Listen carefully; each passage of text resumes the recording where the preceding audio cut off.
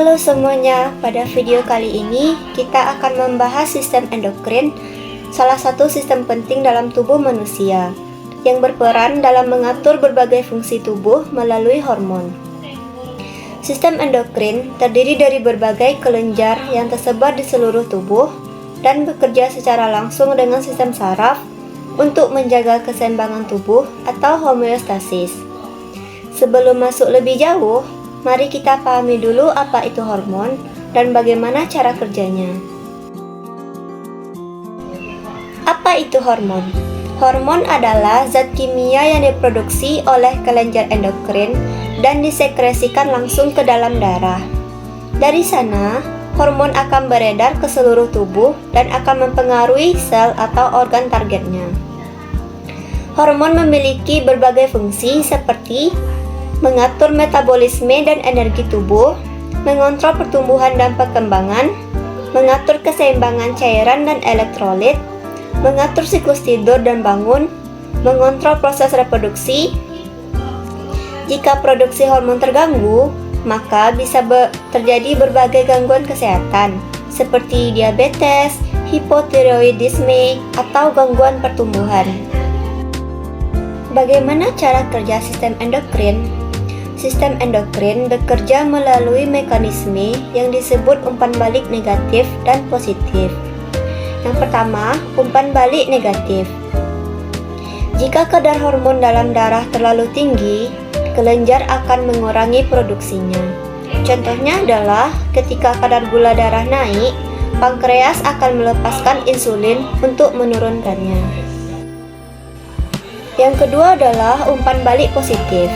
Dalam mekanisme ini, peningkatan hormon akan terus merangsang produksi hormon lainnya. Contohnya adalah hormon oksitosin saat persalinan, yang semakin meningkat untuk merangsang kontraksi rahim. Organ dan kelenjar dalam sistem endokrin. Sistem endokrin terdiri dari beberapa kelenjar utama, yang masing-masing memiliki fungsi penting. Mari kita bahas satu persatu. Yang pertama adalah hipotalamus dan hipofisis. Hipotalamus adalah bagian dari otak yang mengontrol kelenjar hipofisis, sehingga sering disebut sebagai pengendali utama sistem endokrin. Kelenjar hipofisis terdiri dari hipofisis anterior dan hipofisis posterior, yang mengeluarkan berbagai hormon penting seperti hormon pertumbuhan untuk mengatur pertumbuhan tubuh, prolaktin untuk memicu produksi ASI pada wanita, oksitosin untuk memicu kontraksi saat melahirkan, dan antidiuretik hormon untuk mengontrol keseimbangan cairan tubuh. Yang kedua adalah kelenjar tiroid dan paratiroid. Kelenjar tiroid menghasilkan hormon T3 atau triiodothyronin dan T4 tiroksin yang berfungsi dalam mengatur metabolisme tubuh. Jika produksi hormon tiroid berlebih, akan menyebabkan hipertiroidisme, yakni kondisi metabolisme yang terlalu cepat. Sebaliknya, jika hormon kurang, akan menyebabkan hipotiroidisme atau metabolisme yang terlalu lambat.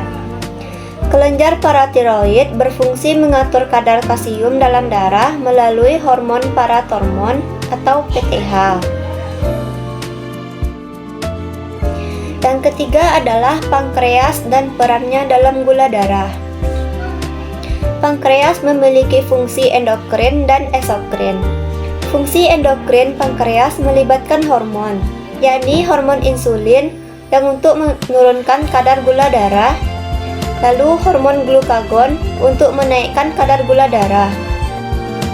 Gangguan produksi insulin bisa menyebabkan diabetes mellitus, yang menyebabkan kadar gula darah meningkat secara tidak terkendali. Yang keempat adalah kelenjar adrenal. Kelenjar adrenal terletak di atas ginjal dan terdiri dari dua bagian, yakni korteks adrenal menghasilkan hormon kortisol dan aldosteron yang mengatur metabolisme dan tekanan darah. Yang kedua adalah medula adrenal, menghasilkan adrenalin dan non-adrenalin yang berfungsi dalam respon tubuh terhadap stres. Yang kelima ada gonad, yakni ovarium dan testis. Ovarium pada wanita menghasilkan hormon estrogen dan progesteron yang berperan dalam siklus menstruasi dan kehamilan. Sedangkan testis pada pria menghasilkan testosteron yang berperan dalam perkembangan karakteristik pria seperti suara berat dan pertumbuhan otot. Hubungan sistem endokrin dan sistem saraf. Sistem saraf dan sistem endokrin saling bekerja sama. Sistem saraf memberikan sinyal yang cepat, sedangkan sistem endokrin memberikan efek jangka panjang melalui hormon. Contohnya adalah saat kita merasa takut, sistem saraf langsung mengaktifkan medula adrenal untuk melepaskan adrenalin sehingga kita bisa merespon cepat. Tapi saat kita stres berlanjut, korteks adrenal melepaskan kortisol yang bisa meningkatkan energi tubuh dalam jangka waktu yang lama. Gangguan pada sistem endokrin. Yang pertama adalah diabetes mellitus.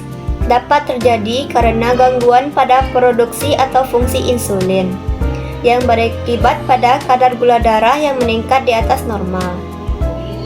Insulin adalah hormon yang diproduksi oleh pankreas dan berfungsi untuk membantu sel tubuh menyerap glukosa dari darah sebagai sumber energi. Diabetes tipe 1. Pada tipe ini, sistem imun menyerang dan merusak sel beta pankreas yang bertugas memproduksi insulin. Akibatnya, tubuh hampir atau sama sekali tidak menghasilkan insulin, sehingga glukosa sulit masuk ke dalam sel dan menumpuk dalam darah. Diabetes tipe 2, tipe ini lebih umum terjadi dan disebabkan oleh dua faktor utama. Yang pertama yakni resistensi insulin, yaitu kondisi saat sel tubuh kurang responsif terhadap insulin, sehingga glukosa sulit masuk meskipun insulin masih diproduksi. Gangguan produksi insulin, di mana pankreas tidak bisa menghasilkan insulin yang cukup untuk mengimbangi resistensi insulin tersebut.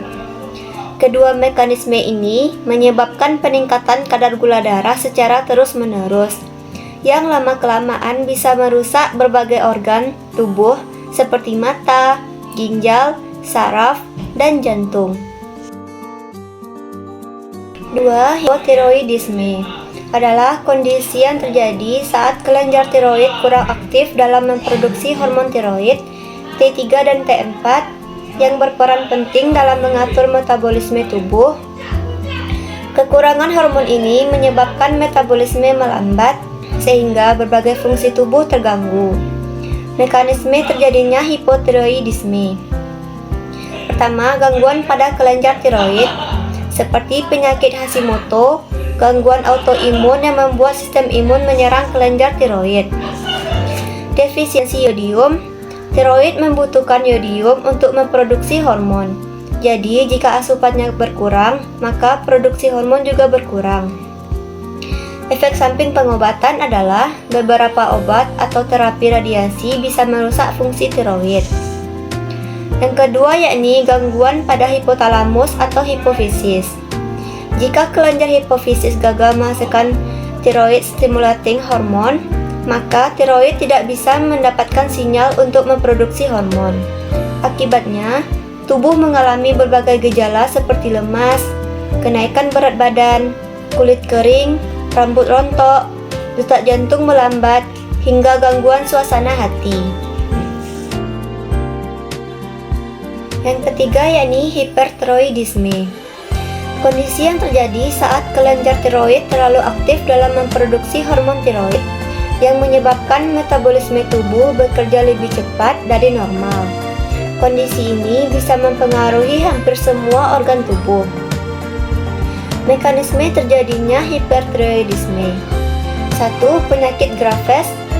Penyebab paling umumnya yaitu gangguan autoimun di mana sistem imun menghasilkan antibodi yang menstimulasi tiroid untuk terus memproduksi hormon berlebih. Yang kedua ada nodul tiroid, yakni benjolan atau tumor kecil di tiroid bisa menghasilkan hormon tiroid secara berlebihan tanpa kontrol dari tubuh. Yang ketiga, peradangan tiroid, yakni infeksi atau peradangan bisa menyebabkan pelepasan hormon tiroid dalam jumlah besar ke dalam darah secara tiba-tiba. Yang keempat yakni adanya asupan yodium berlebihan.